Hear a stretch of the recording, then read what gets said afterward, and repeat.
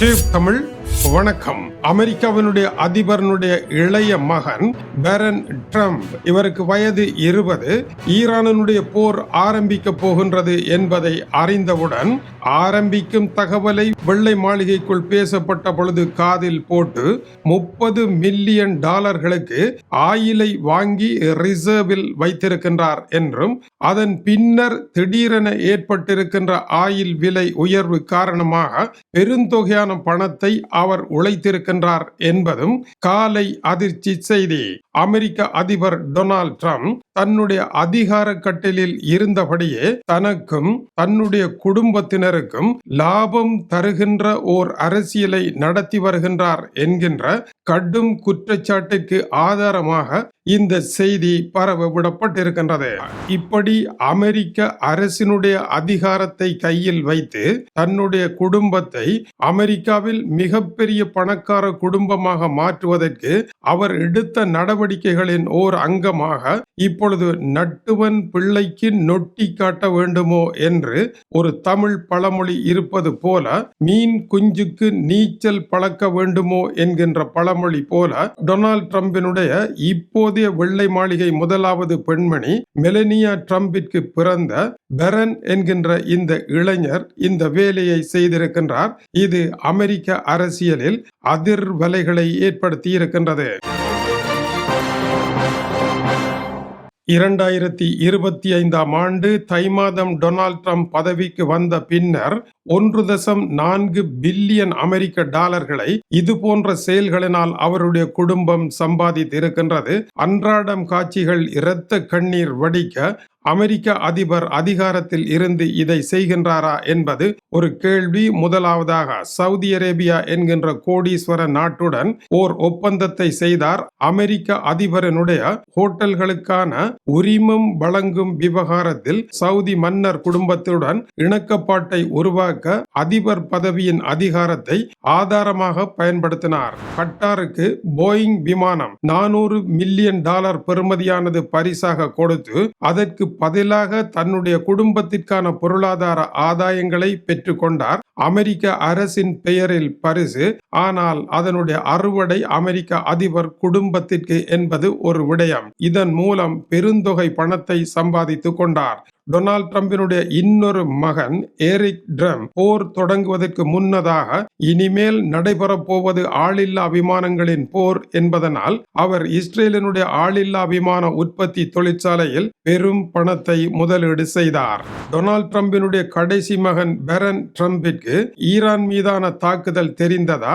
ஜப்பானினுடைய பிரதமர் Sanae தக்காஜி Iran மீது நீங்கள் தாக்குதல் நடத்துகின்றதற்கு முன்னதாக கூட்டாளி நாடாகிய எங்களுக்கு ஏன் ஒரு வார்த்தை கூட சொல்லவில்லை என்று கேட்டிருந்தார். இது அதிரடி தாக்குதல், ஆகவே யாருக்கும் சொல்ல மாட்டோம் என்று நேற்று முன்தினம் டொனால்ட் ட்ரம்ப் கூறியிருந்தார். ஆனால் டொனால்ட் ட்ரம்பினுடைய மகனுக்கு அது தெரிந்து அவர் ஆயிலை விலைக்கு வாங்கி பணத்தை உழைக்க முடியுமாக இருந்தால் கூட்டாளி நாடுகளினுடைய நிலை என்ன, நேட்டோவினுடைய நிலை என்ன என்ற கேள்வி விமர்சனத்திற்காக வந்தது. இந்த இடத்தில் இது சரியாக இருந்தால் பாரிய பிரச்சனையாக வரும். இது தவறான ஒரு செய்தி என்பதை நிறுவுவதற்கு அமெரிக்க அதிபரனுடைய நிர்வாகத்திற்கு ஒரு கணப்பொழுது எடுக்காது. ஏனென்றால் இதற்கு முன்னர் அமெரிக்க அதிபரனுடைய நண்பர் ஸ்டீவ் விட்கோவ் முக்கியமான தாக்குதல் ஒன்று தொடர்பான விடயங்களை தன்னுடைய வாட்ஸ்அப் தளத்தில் பரிமாறி அகப்பட்டு தன்னுடைய பதவியை இழக்க வேண்டிய நிலைக்குள் வந்ததும் கவனிக்கத்தக்கது. இதனால் தான் இவர்களுக்கு அரச கடமை என்றால் என்ன, அதை தங்களுடைய குடும்ப நலன்களுக்கு பாவிக்க முடியாது என்பதை புரிவதற்கான பிரிகோடு புரியாமல் இருக்கின்றது. இதை உலக மக்கள் ஆச்சரியத்துடன் பார்க்கின்றார்கள் என்றாலும் கூட டொனால்ட் ட்ரம்பினுடைய கடைசி மகன் அப்படி எதையும் செய்யவில்லை என்று கூறியிருக்கின்றார்கள். இதை உலகம் நம்புமா என்பது கேள்விக்குறிதான். ஏனென்றால் இதை தொடர்ந்து வருகின்ற அடுத்த தகவல்கள் இப்படியான விடயங்களில் மிகப்பெரிய பொய் இருப்பதை அமெரிக்காவினுடைய அரசியல் தலைவர்களுடைய நடவடிக்கைகள் காட்டுகின்றது. முதலாவதாக இந்த போரானது ஐரோப்பாவிற்கு எதிரான போர் என்று ஜான் போல்டன் கூறினாலும் உண்மையில் சீனாவிற்கு எதிரான ஒரு போரும் இதற்குள் மறைமுகமாக இருப்பதை இன்றைய காலை ஆய்வு தெரிவிக்கின்றது. முதலாவது வெனிசுலா நாட்டில் நிக்கோலஸ் மடுரோ கைது. இரண்டாவது கியூபாவிற்கு ஆயிலை வழங்க முடியாது என்று என்று தடை செய்யப்பட்டிருக்கும் நிலை. மூன்றாவது, ஈரானுக்கு எதிரான போர். இந்த 3 போர்களும் ஆயிலை அடிப்படையாக வைத்து நடைபெறுகின்ற போர்தான். ஆனால் 4வது போரும் மறைமுகமாக சீனாவிற்கு எதிரான ஓர் ஆயில் ஏற்றுமதி போராகவே இருக்கின்றது. சீனாவை வேகமாக வளர விடாமல் தடுப்பதற்காக டொனால்ட் ட்ரம்ப் மறைமுகமாக எடுத்திருக்கின்ற நாடகம் இதுவாகும். இதற்கான விளக்கம் என்ன? முதலாவது விளக்கம், வெனிசுலா, ஈரான் ஆகிய 2 நாடுகளிடம் இருந்தும் சீனா அடிமாட்டு விலையில் ஆயிலை இறக்குமதி செய்து கொண்டிருந்தது. இந்த அடிமாட்டு விலை ஆயிலை சீன வர்த்தக நிறுவனங்கள் பாவிக்கின்ற பொழுது அந்த நாட்டினுடைய உற்பத்தி பொருட்களினுடைய விலைகள் அடிமாட்டு ரீதியாக விலை குறைவடையும். எனவே சர்வதேச சந்தையில் இருக்கின்ற விலையில் இன்னொரு நாடு ஆயிலை வாங்கி உற்பத்தி செய்கின்ற பொழுது பொருட்களினுடைய விலை அதிகமாக இருக்கும். சீன பொருட்களினுடைய விலையோ மிக குறைவாக இருக்கும். இதனால் சந்தையில் சீனாவினுடைய ஏற்றுமதி கார்கள் முதல் சாதாரண பொம்மைகள் வரை மிக மலிவாக இருப்பதனால் சீனாவிற்கு அது பெரு வருமானமாக அமையும். அதை முறியடிக்க வேண்டும் என்பதுதான் வெனிசுலா ஈரான் மீதான தாக்குதல் என்று கூறப்படுகின்றது.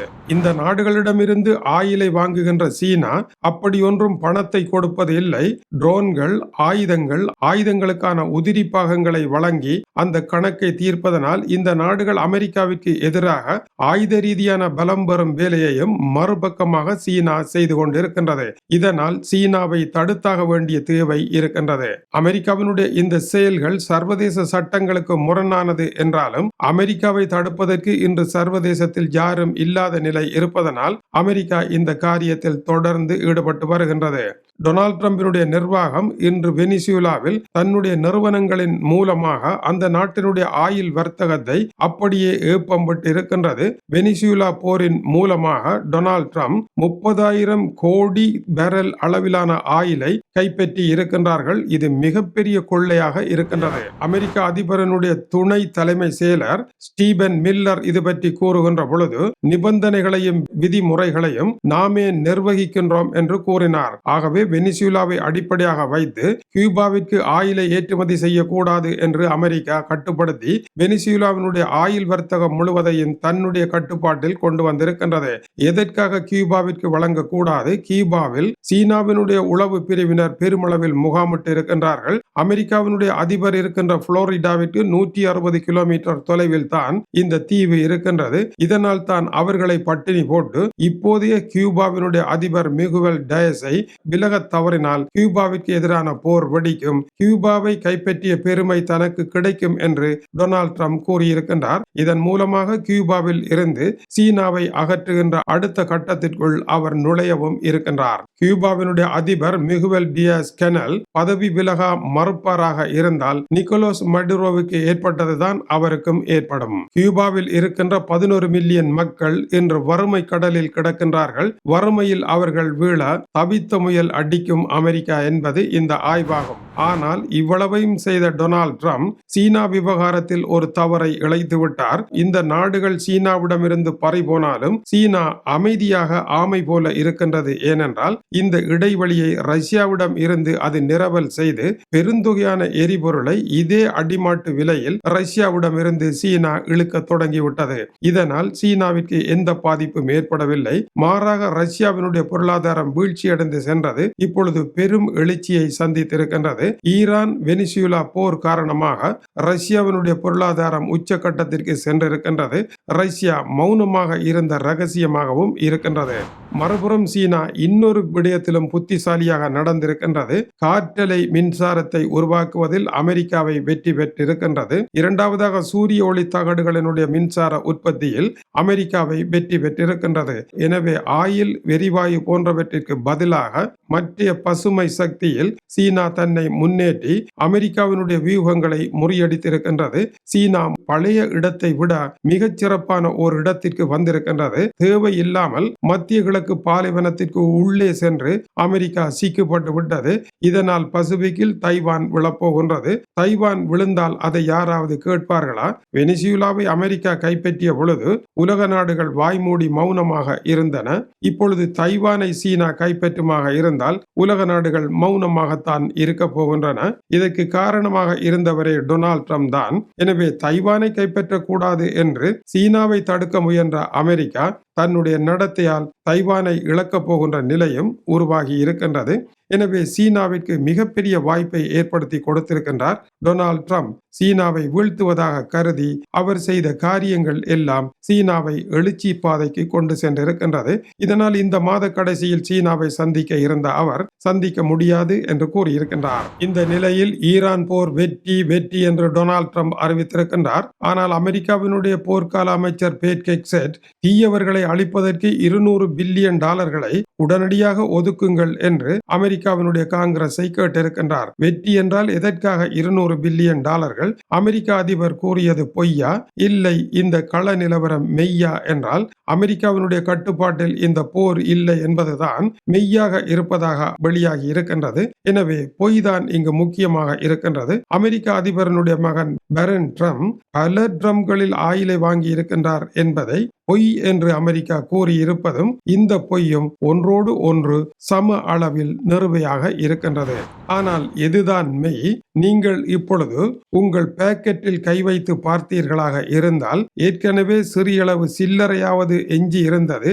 இப்பொழுது அதுவும் காணாமல் போயிருப்பதை காண்பீர்கள். உலகத்தின் அதி உச்ச அதிகாரம் தகுதியற்ற பெருந்தலைவர்களின் கைகளில் சிக்கப்பட்டு இருந்தால் உங்களுடைய பாக்கெட் வெறுமையாகும் என்பது அதன் அடையாளமாகும். சிறந்த தலைவர்களும் சிறந்த ராஜதந்திரிகளும் உலகத்தை ஆட்சி செய்தால் உங்கள் பாக்கெட்டுகளில் பணம் நிரம்பி இருக்கும். தகுதியற்றவர்கள் ஆட்சியில் இருந்தால் உங்கள் பாக்கெட்டுகள் வெறுமையாக இருக்கும் என்கின்ற ஐரோப்பிய பழமொழி காதில் கேட்கின்றது. டென்மார்க்கிலும் தேர்தல் நடைபெற இருக்கின்றது. தகுதியுள்ள தலைவர்களை தேர்வு செய்வதற்கு மக்களுக்கு தகுதி இருக்கின்றதா என்பதை இந்த தேர்தலும் ஆய்வு செய்வதாகவே அமையும். மேலும் மேலும் பல சூடான செய்திகள் வருகின்றன. தொடர்ந்து இணைந்திருங்கள். நீங்கள் எங்கும் தேடி பெற முடியாத அற்புதமான தகவல்களை அள்ளி வந்து உங்கள் காலடியில் தந்து அன்புடன் நிற்கின்றோம். இது டியூப் தமிழனுடைய உலக செய்திகளுக்காக டென்மார்க்கிலிருந்து கீசே துரை. வணக்கம் உறவுகளே.